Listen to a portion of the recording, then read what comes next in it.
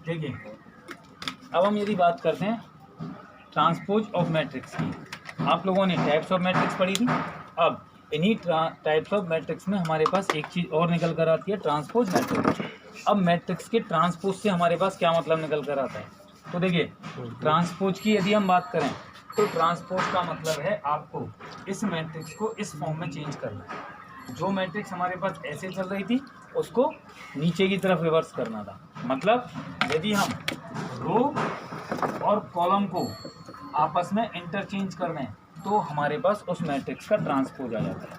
यदि किसी भी मैट्रिक्स की रो और कॉलम को आपस में इंटरचेंज कर दिया जाए तो हमारे पास उस मैट्रिक्स का ट्रांसपोज निकल कर आ जाता है। ठीक है। और यदि कोई भी ए हमारे पास मैट्रिक्स हो तो इसकी ट्रांसपोज मैट्रिक्स को ए ट्रांसपोज या ए डैश से रिप्रेजेंट करते हैं। दोनों का मतलब हमारे पास इस मैट्रिक्स का ट्रांसपोज लेना होता है। क्लियर? कोई दिक्कत इस वाली चीज़ में? चलिए, अब एक चीज़ का और ध्यान रखना है, जब हम रो को कॉलम, कॉलम को रो बना रहे हैं तो इसका मतलब जब हम ऑर्डर की बात करेंगे तो ऑर्डर भी आपस में इंटरचेंज हो जाएगा। यदि ए कोई मैट्रिक्स है, इसका ऑर्डर हमारे पास m/n है, ये कोई भी मैट्रिक्स हो जिसका ऑर्डर हमारे पास m/n हो, तो जो ट्रांसपोज मैट्रिक्स होगी ए ट्रांसपोज, इसका ऑर्डर हमारे पास n/m होगा। जो हमारे पास ट्रांसपोज मैट्रिक्स होगी उसका ऑर्डर हमारे पास क्या होगा? n/n। कोई दिक्कत है सारी चीज़ में? आ रही है बात सभी को समझ में?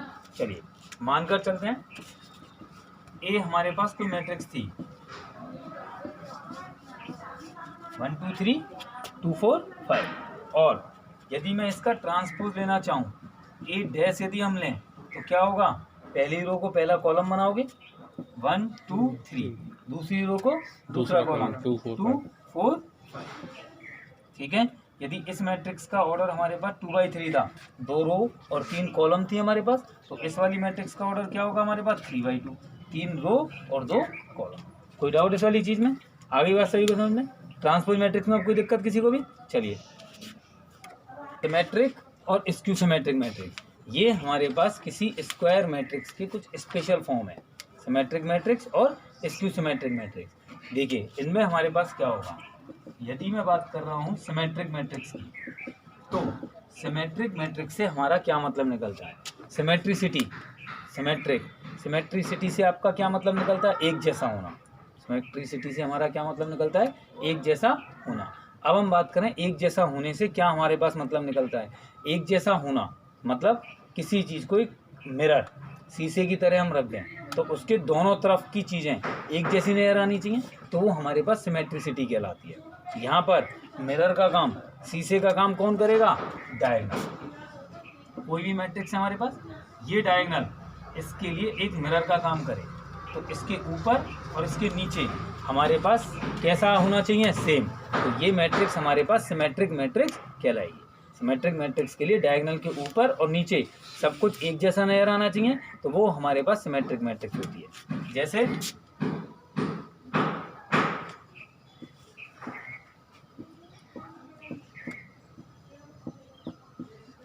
AHG HBF GFC, मान लो मैंने ये बनाया, तो देखना इसका ये डायगोनल हो गया, ये हमारे पास इसका डायगोनल था। डायगोनल से ऊपर के सारे एलिमेंट्स और डायगोनल के नीचे के सारे एलिमेंट्स एक जैसा नजर आ रहा है। ये एक तरीके से शीशे की तरह काम कर रहा है। इसके ऊपर जैसा हमें नजर आ रहा था वैसा ही हमें इसके नीचे नजर आ रहा है, तो ये हमारे पास क्या कहलाएगी? सिमेट्रिक मैट्रिक्स कहलाएगी। ये हमारे पास क्या कहलाएगी? सिमेट्रिक मैट्रिक्स कहलाएगी। कोई दिक्कत इस वाली चीज़ में? अब ये तो बात हुई इसके लॉजिक की। अब बात करें मैथमेटिकली हम कैसे चेक करेंगे कि ये सिमेट्रिक मैट्रिक्स है या नहीं है। सबसे पहली चीज़, सिमेट्रिक मैट्रिक्स होने के लिए वो हमारे पास एक स्क्वायर मैट्रिक्स होनी चाहिए। सबसे पहले वो क्या होनी चाहिए हमारे पास? एक स्क्वायर मैट्रिक्स होनी चाहिए। इसके बाद इसकी कंडीशन में और मैथमेटिकली कंडीशन में क्या होना चाहिए हमारे पास? ए कोई भी मैट्रिक्स है, यदि सिमेट्रिक मैट्रिक्स होने के लिए इसका ट्रांसपोज इसी के इक्वल आ जाता है, यदि किसी भी मैट्रिक्स का ट्रांसपोज उसी के इक्वल आ जाता है तो वो हमारे पास एक सिमेट्रिक मैट्रिक्स होगी। सबसे पहली कंडीशन क्या होती है हमारे पास में इसकी, ये स्क्वायर मैट्रिक्स होनी चाहिए। जब तक ये मैट्रिक्स स्क्वायर मैट्रिक्स नहीं है तब तक हम इसकी बात नहीं कर सकते, ठीक है। अब स्क्वायर मैट्रिक्स होगी, उसके साथ साथ उसका ट्रांसपोज उसी के इक्वल होना चाहिए, तब वो हमारे पास क्या कहलाएगी, एक सिमेट्रिक मैट्रिक्स कहलाएगी। क्लियर, कोई प्रॉब्लम इस वाली चीज़ में। अब देखिए ये मेरे पास कोई मैट्रिक्स थी ए, अब यदि मैं इसका ट्रांसपोज लेता हूँ तो क्या होगा, पहली रो को पहला कॉलम बनाया AHG, पहला कॉलम बनाया, दूसरी रो को दूसरा कॉलम बनाया, तीसरी रो को तीसरा कॉलम बनाया, तो हमें क्या नज़र आया, ये और ये एक जैसी नज़र आ रही है क्या, AHG AHG, HBF HBF, GFC GFC, मतलब A ट्रांसपोज A के इक्वल आ गया। तो ऐसी कंडीशन में ये मैट्रिक्स हमारे पास कैसी होगी, सिमेट्रिक।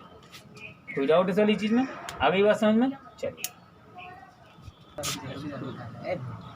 देखिए, यदि हम स्क्यू सिमेट्रिक की बात करें तो जैसा हमारे पास सिमेट्रिक के साथ था वैसा ही कुछ हमारे पास स्क्यू सिमेट्रिक के साथ भी है। क्या कि ये स्क्वायर मैट्रिक्स तो होनी ही चाहिए, ये हमारे पास एक स्क्वायर मैट्रिक्स तो होनी ही चाहिए, तो ये हमारे पास होनी ही चाहिए। उसके बाद स्क्वायर मैट्रिक्स होने के बाद में हमारे पास क्या कंडीशन होनी चाहिए, डायगोनल के अलावा सभी एलिमेंट्स 0 होने चाहिए। क्या होने चाहिए। देखिए इसमें क्या होगा, हमारे पास में स्क्वायर मैट्रिक्स होनी चाहिए। साउंड क्या है, स्क्वायर है भैया, वो स्क्यू है।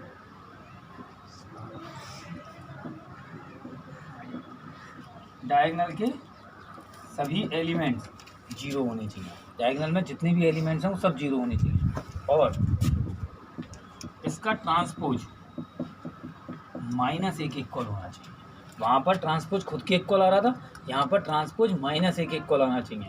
और यदि डायगोनल में एक भी एलिमेंट ऐसा आ गया जो 0 नहीं है तो ये कंडीशन कभी भी नहीं हो सकती। इसीलिए डायगोनल के सभी एलिमेंट्स तो 0 होने ही चाहिए। क्यों नहीं हो सकते, क्योंकि जब हम ट्रांसपोज लेते हैं तो ट्रांसपोज लेने की कंडीशन में हमारे पास क्या होता है, ट्रांसपोज लेने की कंडीशन में आपको केवल इतनी सी बात समझनी थी कि नीचे के एलिमेंट्स ऊपर और ऊपर के एलिमेंट्स नीचे चले जाते हैं, लेकिन डायगोनल में कभी कोई चेंजेस नहीं आता, ठीक है। तो फिर हम उनमें से कहीं भी किसी भी हालत में माइनस कॉमन नहीं ले पाएंगे। क्लियर, कोई दिक्कत इस वाली चीज़ में। तो देखिए यदि हम बात करें इसी वाली चीज़ की, यहाँ प्लस का एस तो यहाँ माइनस का एस लिया मैंने, यहाँ जी यहाँ माइनस का जी ले लिया, यहाँ एफ तो यहाँ माइनस का एफ ले लिया। मान लो यदि ये ए होती तो पहली बात सिमेट्रिक तो है नहीं, इसके लिए यदि हम देखें तो ये और ये सेम हमारे पास नहीं आए, तो सिमेट्रिक तो हमारे पास ये है नहीं। अब स्क्यू सिमेट्रिक की पहचान और देखूँ मैं, तो स्क्यू सिमेट्रिक के लिए क्या होना चाहिए था, इसका जो मैं ट्रांसपोज लूँगा, इसका जो ट्रांसपोज लूँगा वो माइनस इसी के इक्वल आ जाना। तो हमने इसका ट्रांसपोज लिया, पहली रो को क्या बनाया, पहला कॉलम 0 H माइनस, दूसरी रो को दूसरा कॉलम, तीसरी रो को तीसरा कॉलम, यही बनाया हमने पहली रो को पहला कॉलम बनाया, दूसरी रो को दूसरा कॉलम बनाया, तीसरी रो को तीसरा कॉलम बनाया। कोई डाउट इस वाली चीज़ में। अब हम क्या करेंगे, यहाँ एस था यहाँ माइनस एच है, इसका मतलब सेम तो है नहीं, क्या करें इसमें से माइनस कॉमन निकाल दें। यदि मैंने माइनस कॉमन निकाला तो 0 H minus G minus H 0 minus F G F G, तो देखना H H minus G minus H minus H 0 minus F G F 0, मतलब ये वाली मैट्रिक्स इसी के सेम आ गई हमारे पास। तो हम क्या लिख सकते हैं इसको, A transpose is equal to minus A लिख सकते हैं। और जब A transpose is equal to minus A आ गया तो ये हमारे पास एक स्क्यू सिमेट्रिक मैट्रिक्स हो जाएगी। कोई दिक्कत। अब दोनों बातें आपको याद होनी चाहिए। ट्रांसपोज मैट्रिक्स में हम क्या करते हैं, रो को कॉलम, कॉलम को रो बनाते हैं, तो ट्रांसपोज मैट्रिक्स निकल कर आती है। सिमेट्रिक मैट्रिक्स के लिए स्क्वायर मैट्रिक्स होनी चाहिए और उसका ट्रांसपोज उसी के इक्वल होना चाहिए। स्क्यू सिमेट्रिक मैट्रिक्स के लिए स्क्वायर मैट्रिक्स होनी चाहिए, डायगोनल के सभी एलिमेंट्स 0 होने चाहिए और उसका ट्रांसपोज माइनस उसी के इक्वल निकल कर आना चाहिए। किसी भी मैट्रिक्स का ट्रांसपोज माइनस उसी मैट्रिक्स के इक्वल होना चाहिए, तब वो हमारे पास क्या हो जाती है, स्क्यू सिमेट्रिक मैट्रिक्स हो जाती है। कोई डाउट इस वाली चीज़ में? आगे बात सभी को समझ में? चलिए अब हम कुछ प्रॉपर्टीज पढ़ते हैं। प्रॉपर्टीज में बात करें तो देखना,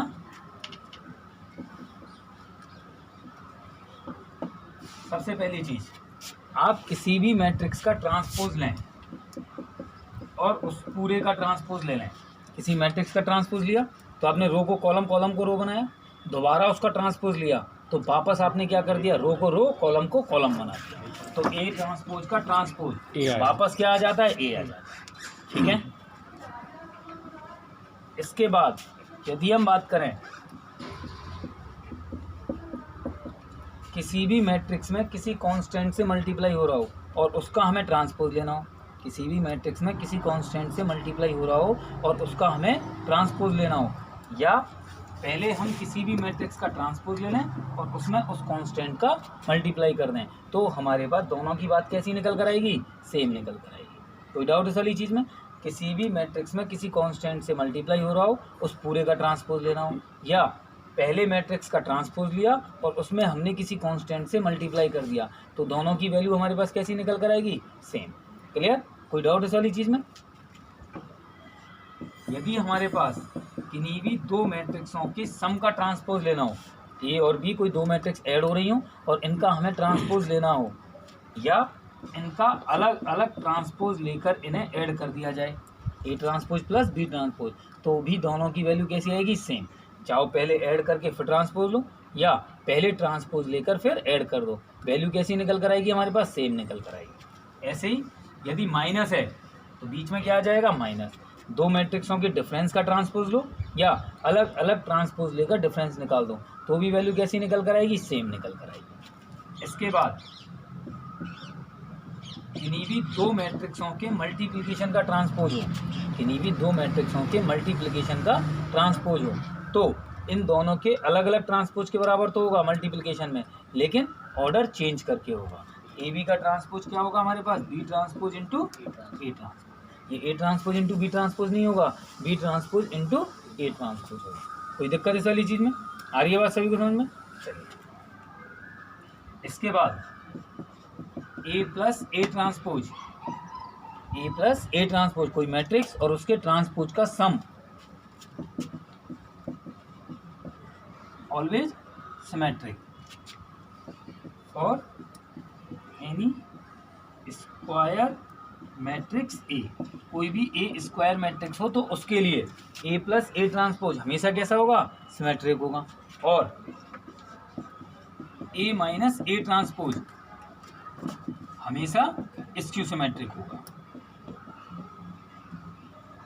ए प्लस ए ट्रांसपोज तो हमेशा सिमेट्रिक होगा और ए माइनस ए ट्रांसपोज हमेशा स्क्यू सिमेट्रिक मैट्रिक्स होगा। कोई डाउट इस वाली चीज़ में? आ रही है बात सभी को समझ में? कोई भी प्रॉब्लम यहाँ तक? अब बात आती है यदि मैं इन दोनों को प्रूफ करने की बात करूँ कि ए प्लस ए ट्रांसपोज हमेशा सिमेट्रिक होता है और ए माइनस ए ट्रांसपोज हमेशा स्क्यू सिमेट्रिक होता है, ये प्रूफ कीजिए। तो इसे प्रूफ करने के लिए हमें क्या करना होगा,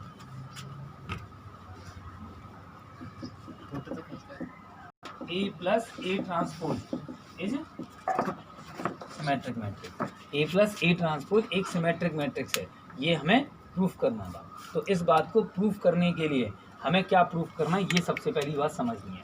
इसे प्रूफ करने का मतलब मुझे प्रूफ करना है, सिमेट्रिक की कंडीशन क्या थी, जिस भी मैट्रिक्स को मुझे सिमेट्रिक प्रूफ करना है उसका ट्रांसपोज उसी के इक्वल होना चाहिए था। तो इसका मतलब मुझे प्रूफ करना है ए प्लस ए ट्रांसपोज का whole transpose. A plus A transpose को सिमेट्रिक प्रूफ करना था, तो ए प्लस ए ट्रांसपोज का होल ट्रांसपोज इजिकल टू क्या आना चाहिए हमारे पास, ए प्लस ए ट्रांसपोज। क्या आना चाहिए था, ए प्लस ए ट्रांसपोज। कोई दिक्कत इस वाली चीज़ में? इसे प्रूफ करने के लिए मैंने इसकी LHS ली, क्या मिलेगा, ए प्लस ए ट्रांसपोज का whole transpose, A plus A transpose का होल ट्रांसपोज। तो इसका मतलब जब आप ए प्लस बी का होल ट्रांसपोज लेते हो तो दोनों का अलग अलग ट्रांसपोज हो जाता है। इसका मतलब ए ट्रांसपोज प्लस ए ट्रांसपोज का होल ट्रांसपोज, इसका ट्रांसपोज प्लस इसका ट्रांसपोज। तो इसका मतलब ए ट्रांसपोज प्लस ट्रांसपोज का ट्रांसपोज क्या हो जाता है, खुद तो हम इसको ए प्लस ए ट्रांसपोज लिख सकते हैं। इसका मतलब ए प्लस ए ट्रांसपोज क्या होगी हमारे पास, symmetric matrix. A plus A transpose हमेशा सिमेट्रिक मैट्रिक्स। चलिए, कोई दिक्कत इस वाली चीज़ में? चलिए, ऐसे ही यदि हम ए माइनस ए ट्रांसपोज को स्क्यू सिमेट्रिक प्रूफ करें, ए माइनस ए ट्रांसपोज को स्क्यू सिमेट्रिक प्रूफ करें, तो proof A minus A transpose is always skew symmetric matrix. तो स्क्यू सिमेट्रिक प्रूफ करने के लिए मुझे क्या प्रूफ करना पड़ेगा, ए माइनस ए ट्रांसपोज का होल ट्रांसपोज इजिकल टू किसी भी मैट्रिक्स का ट्रांसपोज माइनस उसी के इक्वल आ जाए तो वो स्क्यू सिमेट्रिक होती है। माइनस ए ट्रांसपोज, यही हमें प्रूफ करना है। देखना, मैंने इसकी भी LHS ली, क्या मिलेगा, ए माइनस ए ट्रांसपोज का whole transpose. A minus A transpose का क्या ले लिया हमने, होल ट्रांसपोज। माइनस का जब ट्रांसपोज होता है तब भी क्या होता है, दोनों का अलग अलग ट्रांसपोज, और बीच में क्या ले लेंगे हम, माइनस। तो A transpose minus A transpose का होल ट्रांसपोज क्या मिला हमें, ए ट्रांसपोज माइनस, जब ट्रांसपोज का ट्रांसपोज लेंगे ए आ गया, माइनस कॉमन ले लें, ए माइनस ए ट्रांसपोज। देखना, यही प्रूफ करना था क्या हमें, ए माइनस ए ट्रांसपोज का whole transpose is equal to minus A transpose. तो इसका मतलब ए यदि कोई स्क्वायर मैट्रिक्स है तो ए प्लस ए ट्रांसपोज तो हमेशा सिमेट्रिक मैट्रिक्स होगी, और ए माइनस ए ट्रांसपोज हमेशा स्क्यू सिमेट्रिक मैट्रिक्स। कोई डाउट इस वाली चीज़ में? चलिए, अब देखिए, एक लास्ट टॉपिक और बचता है इस वाली एक्सरसाइज में, किसी भी एक लास्ट टॉपिक और बचता है हमारे पास इसमें, किसी भी मैट्रिक्स को सिमेट्रिक और स्क्यू सिमेट्रिक के सम की फॉर्म में रिप्रेजेंट करना। Express a matrix as sum of symmetric and skew symmetric. किसी भी मैट्रिक्स को सिमेट्रिक और स्क्यू सिमेट्रिक के सम की फॉर्म में यदि हमें रिप्रेजेंट करना हो तो इसका मतलब हमारे पास क्या होगा, ए कोई भी मैट्रिक्स आपको दे रखी है, आपको ए कोई भी मैट्रिक्स दी गई है। अब मुझे इसे सिमेट्रिक और स्क्यू सिमेट्रिक के सम की फॉर्म में रिप्रेजेंट करना था। तो सिमेट्रिक आपने क्या पढ़ा ए के लिए, ए प्लस ए ट्रांसपोज, ये आपने सिमेट्रिक पढ़ा था, और ए माइनस ए ट्रांसपोज ये आपने स्क्यू सिमेट्रिक पढ़ा था। ए प्लस ए ट्रांसपोज आपने सिमेट्रिक पढ़ा, ए माइनस ए ट्रांसपोज आपने स्क्यू सिमेट्रिक पढ़ा। अब यदि इन दोनों को ऐड किया जाए तो ए ट्रांसपोज से ए ट्रांसपोज तो खत्म हो जाएगा, पर ए प्लस ए कितना बचेगा, 2a। ए प्लस ए कितना बचेगा हमारे पास में, 2a। जबकि लाना कितना था हमें, ए, तो क्या कर देंगे हम, 1/2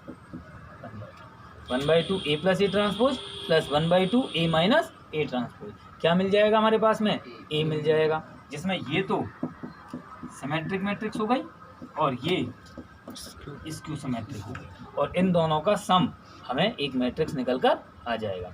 यदि आपको क्वेश्चन में कभी भी कहा जाए कि किसी भी मैट्रिक्स को सिमेट्रिक और स्क्यू सिमेट्रिक के सम की फॉर्म में रिप्रेजेंट कीजिए, तो आपको यही मेथड लगाना है, जिससे हम उस मैट्रिक्स को इन दोनों के सम की फॉर्म में रिप्रेजेंट कर पाते हैं। कोई दिक्कत इस वाली चीज़ में?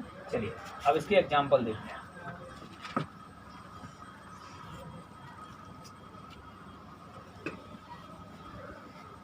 नंबर फर्स्ट आपसे क्या कह रहा है, एग्जाम्पल नंबर फर्स्ट आपसे कह रहा है, let A B a matrix of order 3/5 and R is the row matrix of A. R is the row matrix of A. Then what? Then determine the order of A. Then determine the order of A. आपसे इस question में क्या कहा गया है ये समझना था। आपसे क्या कहा गया, A कोई मैट्रिक्स है जिसका ऑर्डर 3/5 है।